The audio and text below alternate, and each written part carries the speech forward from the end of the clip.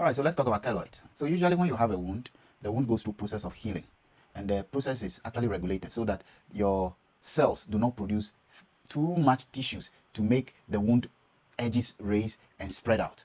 So the healing is such that once we get to the level of your skin, we stop the process and we remodel. So this is usually what happens in the majority of people, right? So anytime there is a deep wound and it has to heal, it heals by cells laying down structures. We call them collagen, right? And this collagen will fill the wound there, and when it gets to the level of the skin, it's supposed to stop and then they seal it off. In some people, especially the blacks, this collagen can fill and overfill the wound, and then it will raise up and spread out of the margin of the wound. And that's what we call keloid. People also mistake a scar, right? A hypertrophic scar with keloid, but they are not the same. Nonetheless, I'm here to talk about keloid and what causes it. So the exact cause of keloid is really not known. I mean, what causes the collagen to be produced in excess such that the wound will be raised, the scar tissue will be raised and spread out of the margin is really not understood. But the risk factors are that, one, there is some form of genetic predisposition, genetics. So there are people who, even with a little wound, very small wound, they form keloid. These are genetically predisposed people, right? So there's some genetic predisposition there.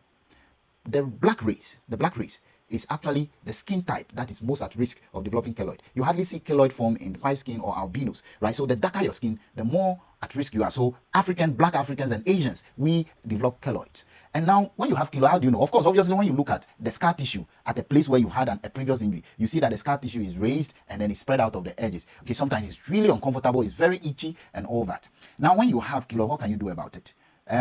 In fact, let me say this. A lot of people think that once you have keloid, because it is unsightly or cosmetically not appealing, people want it cut out. But that's one of the worst mistakes you can ever make. You don't cut out keloid just because you don't like it. Because if you cut it out, you have a fresh wound, and that wound will heal with more keloid, in fact bigger than what it was previously. So the treatment is such that we start with injection. So we try to put specific drugs into the keloid to slow the growth down and so that it can level up. If the injection doesn't help, sometimes we do excision, but we do it with specific techniques, cryotherapy, laser therapy, and sometimes after excising, we still inject the place, and sometimes you have to do a radiotherapy just to decrease the chance of recurrence. Remember, keloid is not something you just want to cut out and then leave it because it will grow back bigger than what it was before it's taken out. Keloid can be found anywhere, but the commonest one is around the face, the earlobe, the shoulders, and all that. That's the common places that you see keloid. What can improve keloid? Actually, wounds. Actually, if you have a wound that has healed and you don't want the place to swell up, one of the things that can help is pressure. So you always want to be applying pressure, persistent pressure over the wound. It really helps the scar tissue to be flat so that it doesn't become hypertrophic or doesn't develop into a keloid. So in the management of keloid, non-pharmacologically, application of pressure helps in the management. These are things you can do at